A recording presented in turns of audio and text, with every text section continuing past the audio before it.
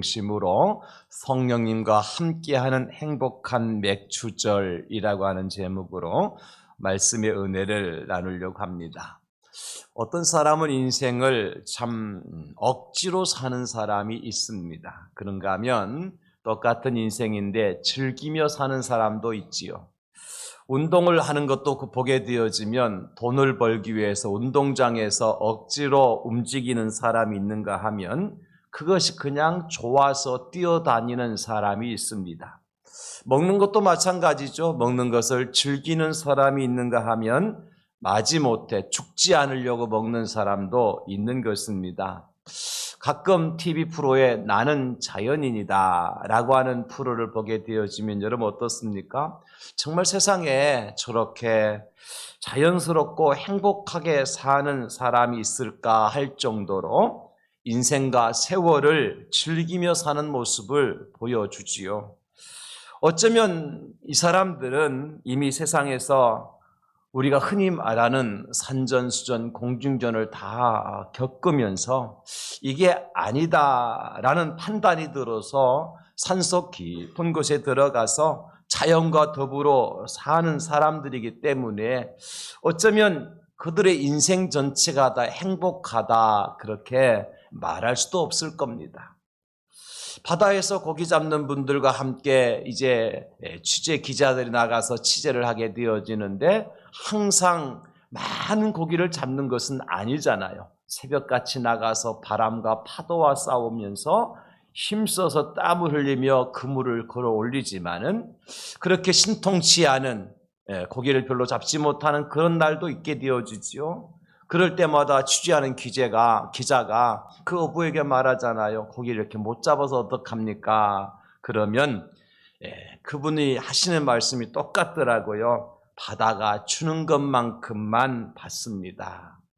오늘 못 잡으면 내일이 있지 않습니까? 라고 오히려 미소를 짓는 모습이 정말 멋진 인생을 살고 있구나 하는 것을 깨닫게 합니다.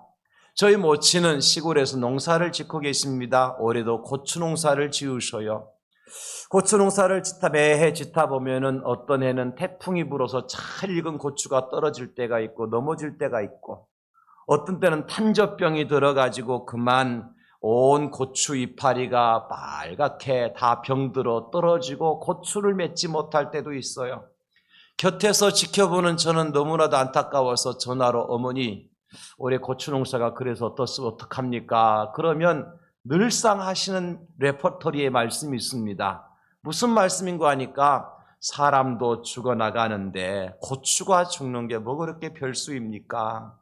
하나님께서 주시는 것만큼만 받고 만족할 뿐입니다. 그렇게 저한테 말씀을 해주셔요. 사람도 죽어나가는데 고추 한 포기 두 포기 죽는다고 그게 그렇게 마음 쓸 일이냐고. 그러니 하나님께서 매해 주시는 것만큼만 받는 것이 농사 짓는 사람의 도리라고 오히려 저를 위로해 주시는 말씀을 들으면서 영락없는 농사꾼이구나 하는 것을 깨닫게 됩니다. 여러분, 오늘 제가 설교를 시작하면서 이런 말씀을 드리는 이유가 있습니다. 농사든 고기를 잡는 일이든 항상 풍장만 있는 게 아니라는 거죠. 도심말로 우리 인생이 항상 꽃길만 걷는 인생이 아니라는 것입니다, 여러분. 그래서 저는 우리 인생을 무엇으로 비유할까? 마치 신호등에 비유를 하고 싶어요. 어떻습니까? 신호등은 세 가지의 빛깔을, 색깔을 띄어서 사람이나 차량이나 소통하고 왕래하고 질서를 세우는데 꼭 필요한 것이 신호등이잖아요. 만약에 신호등이 항상 빨간불만 켜져 있다면 어떻게 될까요? 그것이 안 좋다고 또 파란불만 켜져 있으면 또 어떻게 될까요? 문제가 생기게 되어집니다. 도로의 질서와 소통을 위해서는 이 세 가지의 색깔이 번갈아 가면서 바뀌듯이 우리 인생도 푸른 신호등이 켜질 때가 있고 적색등이 켜질 때가 있는 것이 인생입니다. 누구나 항상 꽃길만 걷는 것이 아니라는 말씀이죠. 그러므로 중요한 것은 무엇입니까, 여러분? 우리 앞에 펼쳐진 어떤 환경이나 여건들이 아니라 그 앞에 살아가는 내 자신이 과연 어떤 마음과 어떤 자세를 가지고 살아가느냐, 이게 너무너무 중요하다는 사실이죠. 작은 것을 가지고도 콧노래를 부르며 사는 사람이 있는가 하면 그렇게 배 터지게 먹고 좋은 옷을 입고 좋은 차를 가지고 좋은 집에 살면서도 여전히 볼멘 소리를 하며 사는 사람이 있잖아요. 여러분 주변에 그런 사람 없으십니까? 그래서 오늘 이제 맥추절을 한 주 앞둔 상황 속에서 우리는 과연 하나님께서 제정하여 주신 이 맥추절기를 어떻게 지켜야 하나? 그리스도인이라면, 교회 다니는 사람이라면 이왕 지켜야 될 맥추절 아닙니까? 하나님께 제정해 놓으신 거잖아요. 우리가 피하고 싶다고 피할 거 일이 아니잖아요. 다음 주는요, 누구든지 다 맥추절을 맞이해요. 부자나 가난한 자나 믿음이 좋은 사람이나 그렇지 못한 사람이나 할 것 없이 하나님께서 제정해 놓은 절기이기 때문에 우리가 피하여 갈 수 없고 거절할 수 없잖아요. 그럼 이왕에 우리가 만나야 되고 우리가 꼭 지켜야 될 맥추절이라 할 것 같으면 어떻게 지키는 것이 좋을까? 제가 말씀을 준비하면서는 이런 결론을 내렸어요. 행복하게 지키자. 기쁨으로 맞이하자. 한번 따라서 하실까요? 행복하게 지키자. 기쁨으로 맞이하자. 우리가 이왕 피할 수 없는 일이고 어차피 와야 될 일일 것 같으면 행복하게 즐겁고 기쁘게 지키고 맞이하자는 것입니다. 그렇다고 할 것 같으면 우리가 어떻게 하면 어떤 상황이나 어떤 환경 속에서도 우리가 행복한 노래를 부를 수 있을까? 결론은 이거더라고요. 다른 게 아니라 우리 마음이 중요하다 그랬잖아요. 우리의 생각이나 우리의 자세가 중요하다 그랬잖아요. 우리의 마음이나 우리의 생각을 다스려 주시는 성령께서 함께 해주시면 끝나겠다. 우리를 복된 자리로 인도하시는 성령께서 인도해 주시면 되는 것이고, 나의 형편과 사정을 너무너무 잘 아시는 성령께서 나를 주장하도록 내가 그 성령님께 내 모든 것을 맡겨드리기만 하면 행복한 노래를 부를 수 있지 않을까. 오늘 오후 시간에 우리가 자세히 살펴보겠습니다만은 바울 사도가 빌립보 감옥에 갇혀요. 복음을 전하다가. 그 빌립보 감옥의 착고에 차인 채로 사도 바울이 한 일이 무엇입니까? 하나님을 찬송합니다. 좋으신 하나님, 좋으신 하나님, 참 좋으신 하나님. 바울에게 좋으신 하나님 어떤 하나님이십니까? 복음을 전하다가 그만 쇠사슬에 묶여가지고 감옥의 철장 속에 집어넣으신 하나님이신데 사도 바울은 좋으신 하나님 이 찬송을 부르고 있어요. 성경에 어디 그런 노래가 나와 있습니까? 제 마음이죠. 제가 말씀을 묵상하다가 바울 사도가 무슨 노래를 불렀을까? 가만히 기도하는데 하나님께서 좋으신 하나님, 좋으신 하나님, 날 철창 속에 가두실 하나님, 이렇게 노래 불렀을 것 같아요. 그러면 여러분, 바울이 약간 돌았습니까? 사도 바울이 마지막에 인생을 마무리하기 전에 로마 감옥에, 지하 감옥에 갇혔습니다. 습기가 도는 지하 감옥에, 햇살도 들어오지 않는 지하 감옥에 갇혀 있을 때 사도 바울은 뭘 했습니까? 그곳에 들어오는 사람들을 간수로 비롯해서 모든 사람들에게 복음을 전했어요. 무슨 복음을 전했을까요? 주 예수를 믿으라, 그리하면 너와 내 집이 구원을 얻으리라. 여러분, 지금 바울 사도가 어떤 상황 속에 있었어요? 지하 감옥에서 마지막 인생을 정리할 그런 단계에 있습니다. 그런 상황 속에서도 자기가 구원받았다고 나를 구원하신 예수님을 그들에게 전하고 있습니다. 어떻게 이런 일들이 가능하냔 말이에요. 제정신 같으면 불가능하잖아요. 성령께서 바울과 함께 해주셨고, 성령께서 바울을 인도해 주셨고, 구원하신 주님을 믿게 하여 주셨기 때문에 바울이 빌립보 감옥에서 찬송할 수 있었고, 바울이 로마 감옥에서도 복음을 전할 수 있었다고 하는 사실 아니겠습니까, 여러분? 그래서 오늘 저는 성령님과 함께하는 행복한 맥추절, 이런 제목으로 은혜의 시간을 가지려고 하는 겁니다. 사랑하는 성도 여러분, 솔직하게 우리 자신들을 평가해 보십시다. 내가 맥추절, 추수감사절, 성탄절 이런 절기가 다가오면 여러분 어떤 마음이 먼저 들어요? 부담이 됩니까? 아니면 기다림이 됩니까? 가슴이 답답해 옵니까? 아니면 설레임이 가득 차오릅니까? 이날에 무슨 약속이라도 생겨서 그냥 그 맥주절, 추수감사절, 성탄절 날에는 내가 교회 안 나가기를 원하십니까? 아니면 정말 한 주, 두 주 전부터, 한 달, 두 달 전부터 이 날을 기다리며 준비하게 됩니까? 솔직하게 우리 자신들을 한번 생각해 보자는 겁니다. 저는 확신합니다. 아마도 이 날을 미리미리 준비하고 기다리는 사람은 목사 한 사람밖에 없을 것이다. 제가 틀렸습니까? 왜냐하면 목사는 그래도 이 날이 맥주절이라는 사실을 성도들에게 알려야 되고 가르쳐야 되니까 현수막도 미리 걸어놔야 되고 하니까 준비하고 기다리는 것이지. 여러분들이야 대개 절기하면 어떻게 생각해요? 뭔가 드려야 되고 의무적으로 지켜야 되고. 왜냐하면 이 절기는 지키라는 말씀으로 가득 차 있기 때문에 의무감이 생기잖아요. 빈손으로 오지 말라는 말씀 때문에 뭔가 드려야 될 목적이 있는 것 같잖아요. 그러니까 부담이 되는 거예요. 기다림이 아니고 설레임이 아니라 오히려 부담이 되어지고 이 날이 왜 만들어 놓았나, 우리가 말은 하지 않지만 속으로 그런 생각이 드는 것이 사실이잖아요.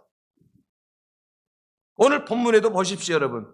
14절에 절기를 지킬지니라, 15절에 절기를 지키라, 빈손으로 내 앞에 나오지 말지니라, 16절에 맥주절을 지키라, 17절에 주 여호와께 보일지니라, 19절에 여호와의 전에 드릴지니라. 이 말씀은 딱 떼서 여러분들 매일같이 말한다면 여러분 어떻게 해서 길을 틀어막을 거예요. 제발 좀 그만요. 그런데 어떻게 이 날을 기다리고 이 날을 즐길 수 있느냐는 것입니다, 여러분. 우리의 시선을 조금만 더 다른 말씀에 집중해 볼 필요가 있습니다. 오늘 말씀에 이런 말씀만 나오는 것이 아니라 어떤 말씀도 나옵니까? 첫 열매라는 말씀도 나오고 처음 거둔 열매라는 말씀도 나오고 가장 좋은 것이라는 말씀도 나오지 않습니까?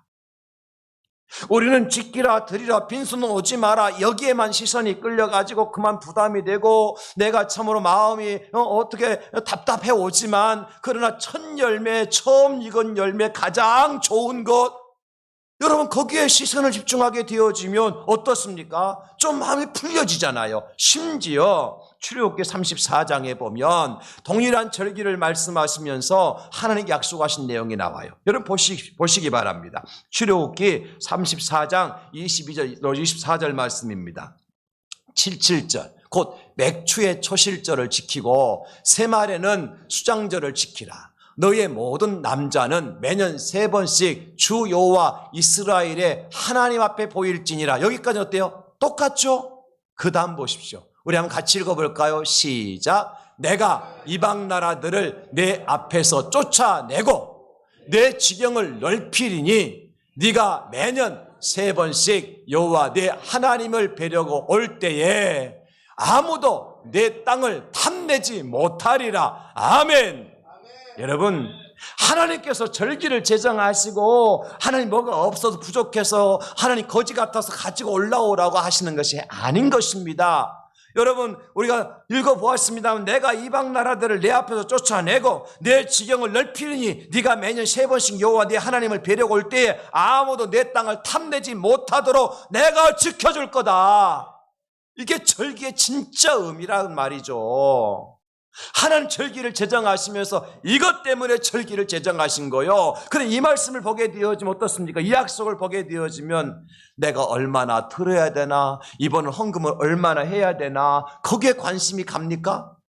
아니면 내가 혹시라도 집을 지키고 내가 내 밭을 지키고 성을 지켜야 되는데 모든 거 다 내려두고 예루살렘 성으로 다 올라가게 되어지면 내 집과 내 밭과 내 이제 산업의 현장은 누가 지키나, 이런 걱정이 들어옵니까? 하나님께서 책임져 주실 것이니까 절기를 어떻게 지키라는 거예요? 즐겁게 지키라는 거예요. 너는 즐기라는 것입니다. 절기는 즐기는 계절입니다. 즐기는 때예요. 여러분, 이번 맥주절은 그래서 저와 여러분들이 진짜 즐기는 절기가 될 수 있기를 축복합니다. 이번 맥주절은 우리가 어떤 절기보다도 기다림과 설렘이 넘치는 은혜가 있기를 예수님의 이름으로 축원합니다. 어떻게 가능하냐는 거예요. 성령께서 함께 해주시면 됩니다.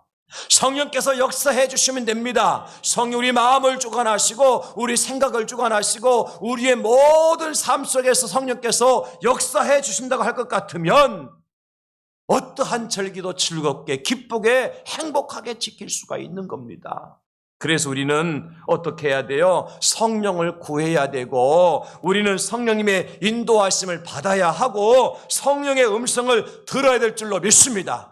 성령 내게 음성을 들려주시옵소서. 내 마음을 붙들어주시고 내 모든 삶을 주장하여 주시옵소서. 그러면 도대체 이번 맥주 행복한 맥주를 되도록 성령께 우리가 어떤 음성을 주실까? 오늘 본문에 두 가지 음성을 저는 들었어요. 첫째 음성은 이것입니다. 하나님께서 수고하여 뿌린 것의 열매를 거두게 하셨습니다 라고 하는 음성이에요. 네가 수고하여 뿌린 것의 열매를 거두게 하겠다. 하나님의 약속입니다.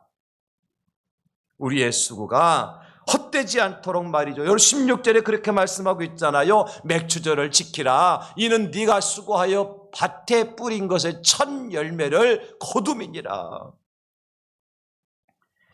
우리의 수고가 헛되지 않도록 하나님께 도와주셨다는 사실을 우리로 하여금 믿게 하시는 분이 누구냐? 성령님이시라는 거예요. 그렇지 않으면 어떻습니까, 여러분? 내가 열심히 땀을 흘리고 열심히 수고하고 먹지 않고 자지 않고 입지 않고 얻은 소득인데 얻은 열매인데 왜 내가 하나님께 바쳐야만 합니까? 라고 불평할 수도 있잖아요. 여러분, 빵 한 조각을 놓고도 하나님께서 나에게 오늘도 일용할 양식을 주셨다는 사실을 알게 하시는 분이 누굽니까? 성령님이시잖아요. 그래서 빵 한 조각 놓고도 감사 기도를 드릴 수가 있는 거예요. 비록 누더기 옷을 걸치고 산다 하더라도 지금 이 자리까지 인도하신 분이 하나님이라는 사실을 깨닫게 하시는 분도 성령님이시지 않습니까? 지금은 초가 삼간 움막짐에 머물고 있다 하더라도 내가 지금 천국에 살고 있습니다. 이렇게 노래하게 하시는 분이 성령님이시기 때문입니다. 사랑하는 성도 여러분, 나의 나 된 것은 오로지 하나님의 은혜라는 사실을 알게 하시고 깨닫게 하시고 믿게 하시는 분이 누굽니까? 성령님이십니다.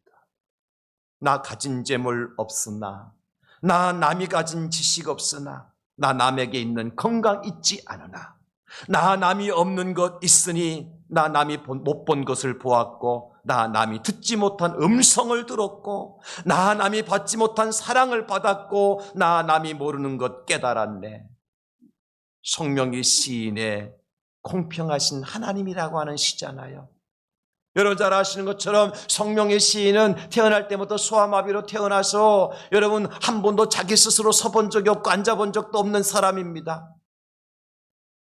이렇게 나 하나님이 보지 못한 것을 보게 하셨다고 이 단어 하나를 내뱉을 때마다 온몸을 뒤틀어가면서 간신히 단어 하나를 내뱉어야만 단어가 되고 문장이 되는 그러한 삶을 살았던 사람이 성령의 시인입니다. 그런 사람이 어떻게 우리 하나님을 공평하신 하나님이라고 노래할 수 있겠습니까? 제정신 가지고는 할 수 없는 일 아닙니까?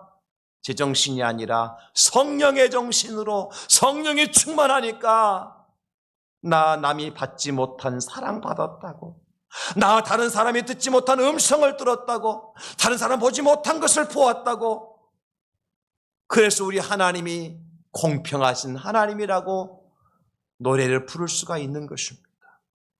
하박국 선지자의 고백을 들어보십시오. 하박국 3장 17절로 18절 말씀이죠.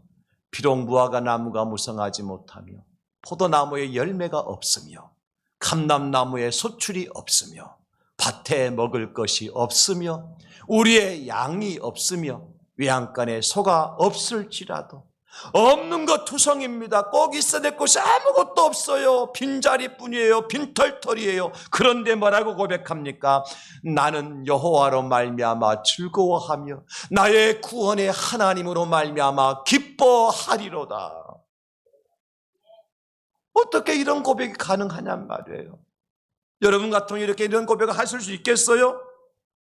무화과 나무에 열매가 맺혀야지요. 포도나무에도 열매가 맺혀야지요. 감람나무에도 열매가 맺혀야지요. 밭에 먹을 것이 있어야 되지 않겠습니까? 외양간에 소가 있어, 양이 있고 염소가 있어야 되지 않겠습니까? 없다는 거예요. 없어요. 그럼에도 불구하고 즐거워하며 기뻐할 수 있는 이유가 뭐예요? 성령께서 그 마음에 세상에 갖지 못한 놀라운 은혜를 부어주신 것입니다. 사랑하는 성도 여러분, 성령께서 함께 해주셔야만이 이런 고백을 할 수가 있는 것입니다. 특별히 오늘 본문 16절에 첫 열매는 어떤 열매인 줄 아십니까? 여기 열매라고 번역된 히브리어는 비쿠르라고 하는 명사입니다. 명사인데 보통 명사가 아니라 남성 복수형 명사입니다. 쌀 한 톨이 아닙니다. 사과 하나가 아닙니다. 하나님께서 거두게 하신 첫 열매는요, 어떤 것이냐? 바로 당신들에게, 수고한 농부들에게, 당신의 백성들에게 일용할 양식이 되도록 하는 열매라는 거예요. 더 나아가 지나가는 나그네까지도 대접할 수 있도록 열매를 거두게 하신다면 고아와 과부와 가난한 자들을 위하여서 밭모퉁이까지 다 추수하지 않고 남겨두더라도 그 열매를 갖고 내가 먹고 살 수 있다고 할 것 같으면 저 날아다니는 새들을 위해서 말입니다. 여러분, 나무에 달린 사과 하나조차도 다 따지 않고 남겨줄 수 있을 만큼을 열매를 거두게 하신다면 여러분 감사할 수 있잖아요. 기뻐할 수 있지 않습니까? 행복하잖아요. 우리 하나님 그런 하나님이십니다. 인색한 분이 아니시라는 거예요. 딸랑 사과 하나 매달아 놓고 첫 열매 드리라 하신 분이 아니라는 거예요. 보리삭, 밀리삭 하나 만들어 놓고 그것 갖다 드리라고 말씀하신 분이 아니시라는 거예요. 여러분 가만히 생각해 보십시오. 내가 열심히 수고하고 땀을 흘린다고 다 열매를 거두게 되는 것은 아니잖아요. 아침에 일찍 일어나고 저녁에 늦게 눕고 수고의 떡을 먹는다고 해서 다 부자가 되고 다 넉넉하게 살아갈 수 있는 것도 아니지 않습니까? 사도 바울은 이렇게 말씀해 주셔요. 고린도전서 3장 7절 말씀인데요. 그런즉 심는 이나 물 주는 일은 아무것도 아니로되 오직 자라게 하시는 이는 하나님뿐이니라. 아무리 내가 씨앗을 많이 뿌린다고 내가 많이 거두는 것이 아니고, 내가 물을 많이 준다고 열매를 많이 거둬들이는 것도 아니고, 내가 씨를 뿌리지만 물을 주지만 그것을 자라게 하시고 꽃이 피게 하시고 열매 맺게 해주시는 분은 하나님이시라는 겁니다. 그러니 하나님 앞에 감사할 수 있죠. 여러분, 세상에서 최고의 부귀와 영화를 누렸던 솔로몬 왕은 이렇게 고백을 하셨습니다. 시편 127편 1절로 2절 말씀인데요. 여호와께서 집을 세우지 아니하시면 세우는 자의 수고가 헛되며 여호와께서 성을 지키지 아니하시면 파수꾼의 깨어 있음이 헛되도다.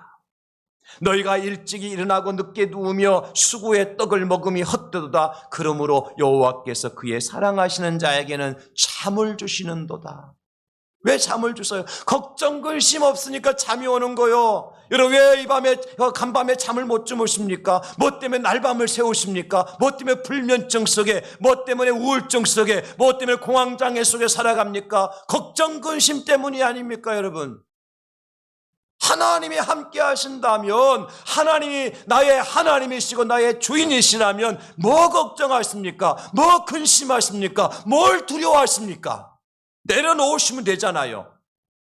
그래서 하나님이 사랑하신다에게 잠을 주신다는 것은 설교 시간에 잠자라는 말씀이 아니고, 걱정 근심 없으니까, 두려울 것 없으니까 까짓것 잠자다가 하나님께서 나를 데려가시면 가는 거고, 남겨두시면 남는 거고, 굶기시면 굶는 거고, 먹이시면 먹는 거고, 벗기시면 벗기는 거고, 입히시면 입는 거잖아요. 하나님이 하실 겁니다, 여러분. 신명기 11장 14절, 우리 잘 아는 말씀이죠? 같이 읽겠습니다. 시작. 여호와께서 너희의 땅에 이른 비 늦은 비를 적당한 때에 내리시리니 너희가 곡식과 포도주와 기름을 얻을 것이요. 아멘. 하나님께서 비를 내려주시되 적당한 때 적당한 양을 내려주시니까, 이른 비도 주시고 늦은 비도 주시니까 어떻게 된다고요? 너희가 곡식과 포도주와 기름을 얻을 것이다. 그래서 우리는 노래하는 겁니다. 은혜 아니면 살아갈 수가 없네. 호흡마저도 다 주의 것이니 세상 평안과 위로 내게 없어도 예수, 오직 예수뿐이네. 크신 계획 다 볼 수도 없고 작은 고난에 지쳐도 죽게 묶인 나의 모든 삶 버티고 견디게 하시네. 은혜 아니면 살아갈 수가 없네. 나의 모든 것 다 주께 맡기니 참된 평안과 위로 내게 주신 주님 예수, 오직 예수뿐이네. 여러분, 이 맥주절에 여러분의 주제곡이 될 수 있기를 주의 이름으로 축원합니다. 성령님이 아니면 우리가 이런 고백과 찬송을 드릴 수 있을까요? 왜? 우리가 먹고 살만한데 불평하고 원망하고 살아야 됩니까, 여러분? 이 정도면, 여러분 살아가는 그 정도면 세종대왕도 부러워할 정도 아닙니까? 언제 세종대왕이 이 더운 날씨에 에어컨 틀어놓고 앉아서 예배 드렸습니까? 언제 세종대왕께서 여러분들이 그렇게 목말라 할 때마다 아이스 커피를 마시면서 그렇게 여름철을 보내셨습니까? 여러분들이 훨씬 더 낫지 않습니까? 나은 정도가 아니라 우리가 대단한 존재들 아닙니까? 그런데 왜 불평하고 왜 원망하는 거예요? 지난 주간에 방송을 통해 제가 놀라운 말을 들었어요. 무슨 얘기냐? 거지도 자기 돈 다 못 쓰고 죽는데요. 맞습니까?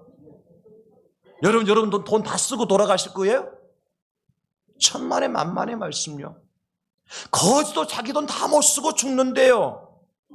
하물며 우리에게 준 하나님의 은혜를 생각해 보십시오.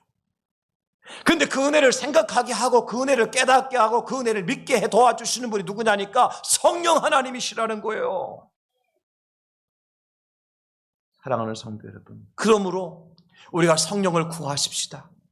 성령께서 이 시간 여러분 마음을 주장해 주실 줄로 믿습니다. 여러분 마음에 우리가 얼마나 하나님의 크신 사랑을 받고 살아가는 존재임을 깨닫도록 도와주실 줄로 믿습니다.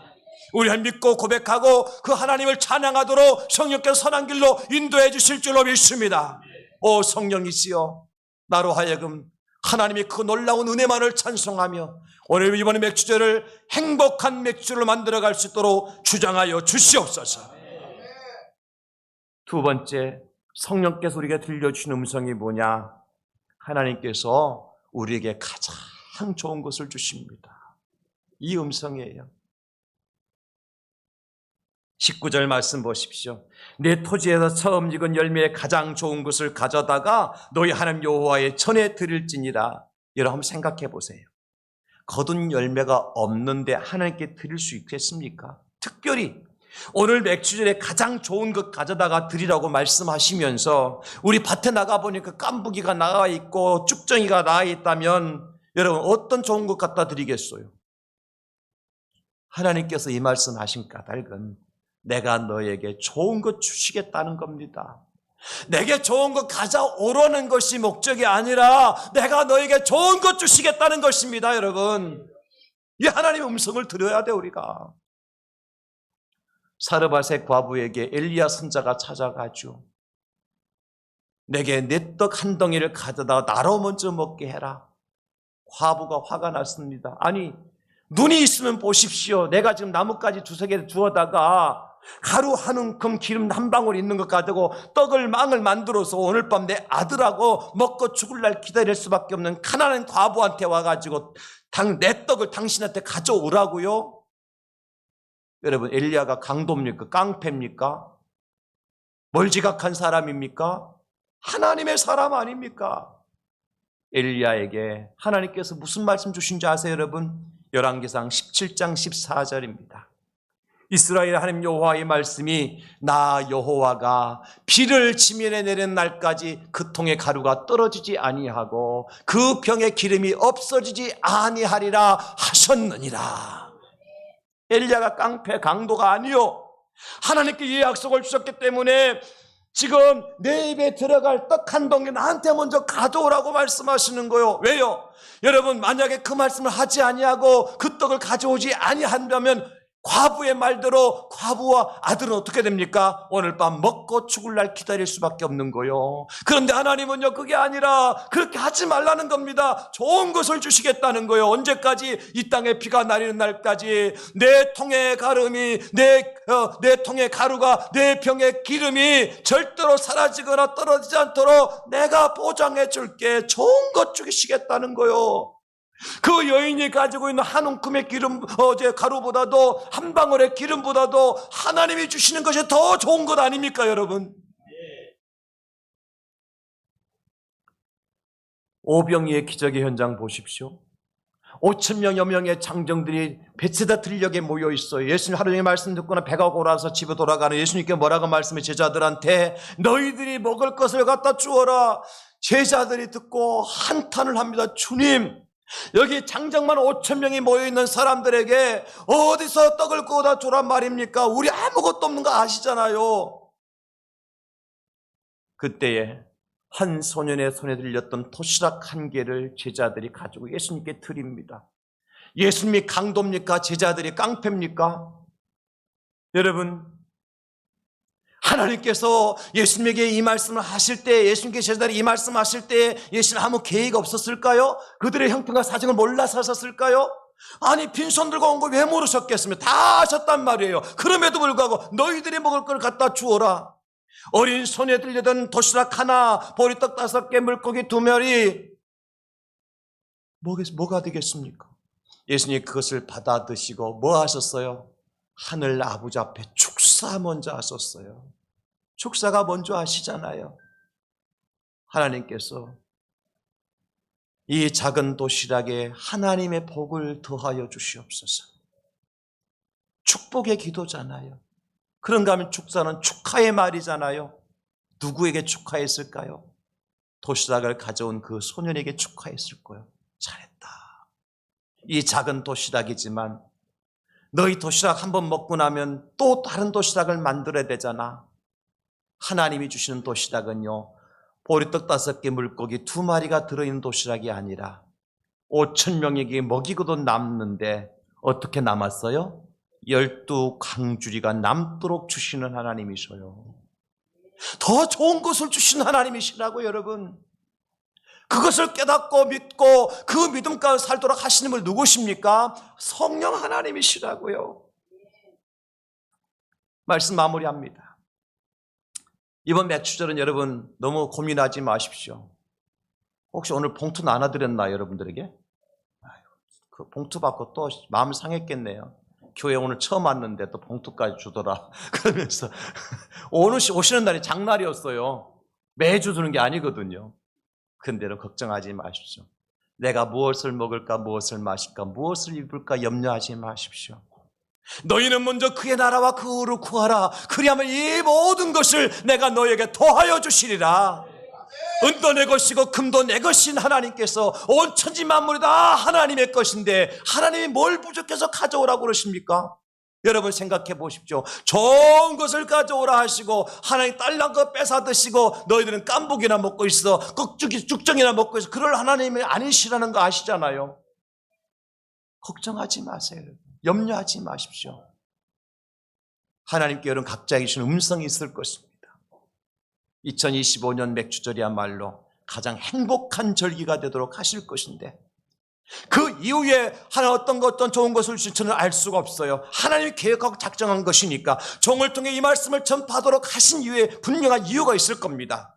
저는 분명히 확신합니다. 우리 성도님들 가운데 성령께 주신 음성을 따라서 순종하고 성령의 음성을 따라 마음의 기쁨이 생기고 즐거움이 생길 때에 정말 행복한 그런 고백을 할 수 있는 분명한 주인공들이 우리 가운데 나타나 보여주실 줄로 믿습니다. 여러분 모두가 그런 축복의 주인공이요 행복한 주인공들이 다 될 수 있기를 우리 주 예수님의 이름으로 축원합니다. 축복합니다. 오 주여, 우리가 연약합니다. 부족합니다.